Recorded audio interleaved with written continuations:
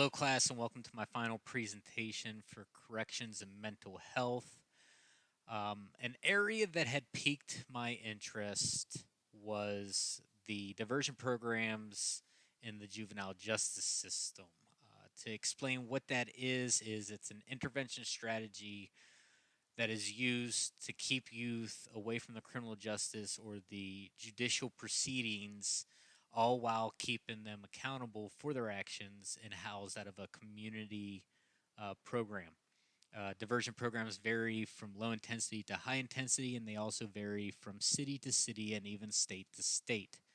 I give the example that Lacey might have a different juvenile outreach program than what Tacoma might. Children are our future. The reason why I place some special emphasis on this area of concern is they are our future. We need to take care of them so later in life they may be able to take care of us. This also may enable them to live a normal life later in life if they get the help they need now.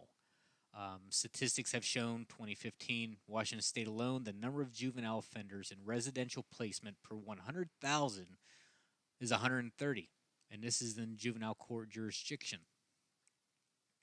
This included the age range between 10 and 18.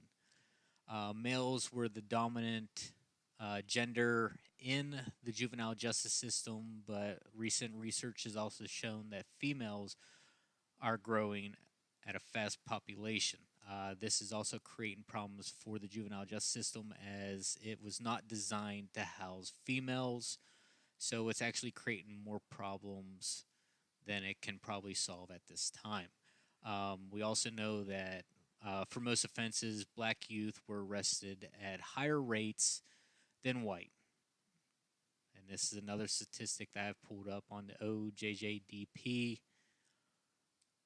So, diversion programs, what are they designed to do? They are designed to be less costly than formal court proceedings because they reduce the burden on that court system, on those probation officers, and it frees up resources that it's already limited to those higher risk juveniles that need this.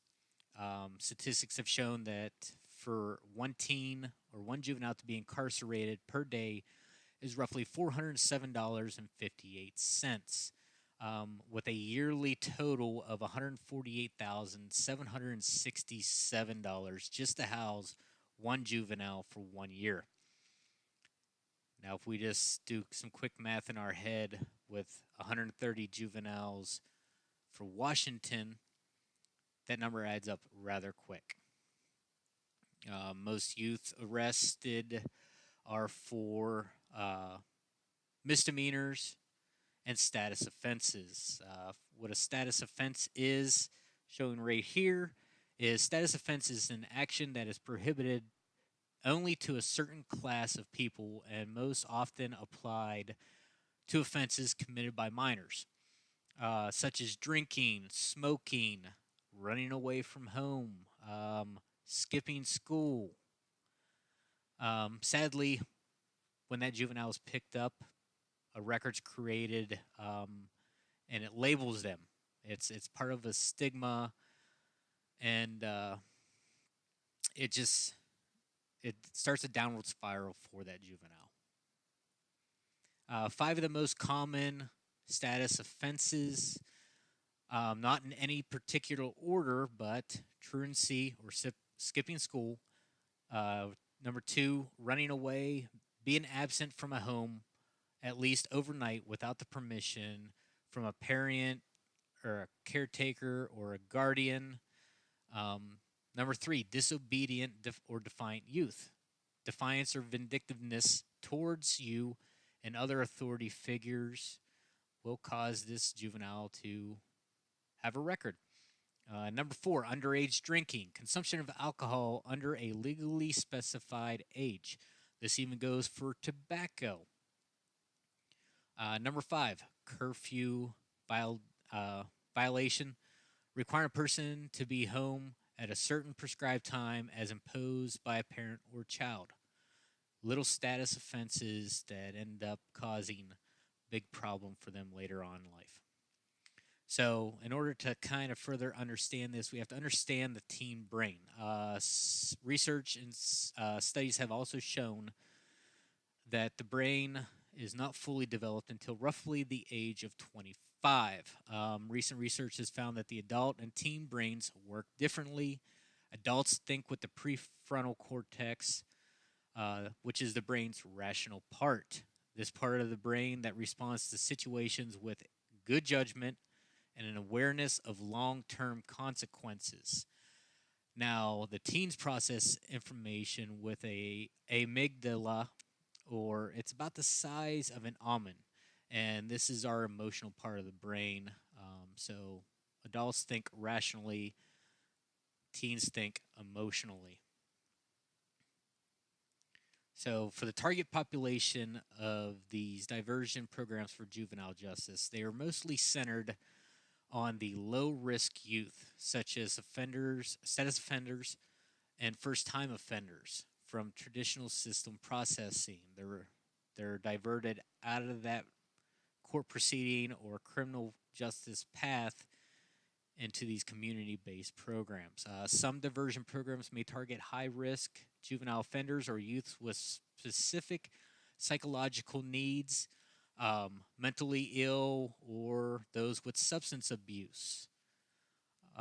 Formally processing youth through the juvenile justice system does more harm than good by perpetuating delinquency through labeling or stigmatizing and exposing youth to circumstances within juvenile and adult correctional institutions that may actually increase delinquency rather than prevent it.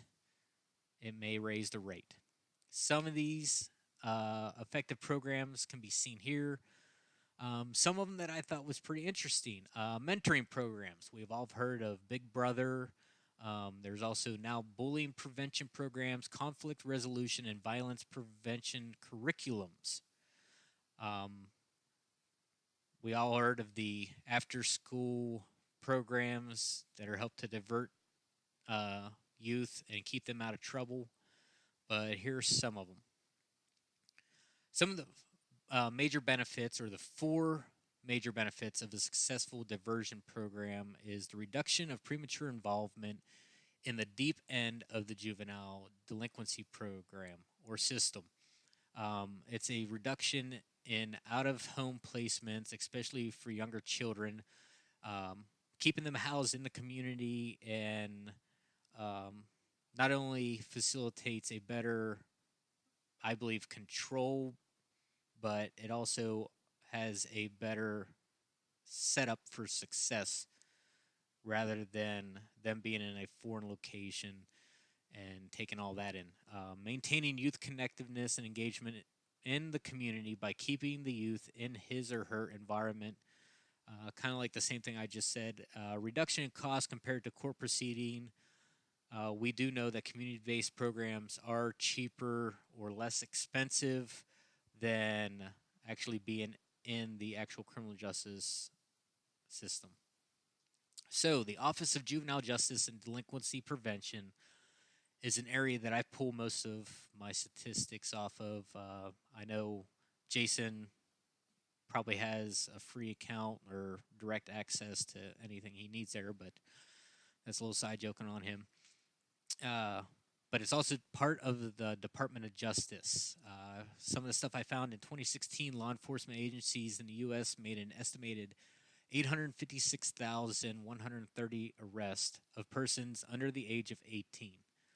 But it also showed that this is a 58% less or decrease than the numbers presented in 2007.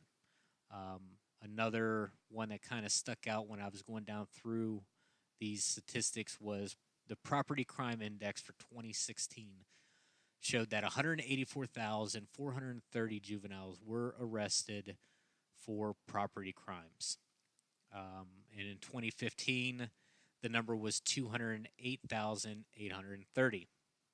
Now, when we look at the more serious offenses for murder and non-negligent manslaughter, For 2016, the number was 850, but statistics have shown a decline in crime in the past decades.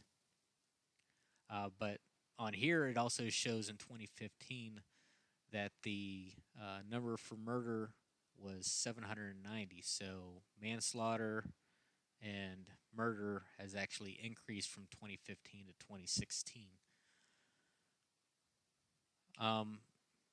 Basically, is diversion working? There has been a 60% drop in the rate in which juvenile offenders whose cases have been adjudicated are confined to residential facilities in the juvenile justice system. So 60% drop does show that they are working. So for a little bit more numbers, 1 in 400 youth were committed to juvenile justice facilities in 1997. In 2015, 1 in 1,000 were. So the number is dropping. The change has been remarkably widespread across 48 of the 50 states. And this was posted by the Washington Post. I put the reference down here. But now I also want to show you some other information that I've stumbled upon. Here's the OJJDP official website. We can come down here to statistics, and this is where I pull most of my numbers from. So a lot of new and updated information here. This is as of 11/6/2018. For the time of the day, when are juveniles most likely to commit a violent crime? We can easily click on here and it'll show. When are juveniles most likely to commit violent crime? Per 1,000 juvenile violent crime offenders. School day in blue, non-school day in red.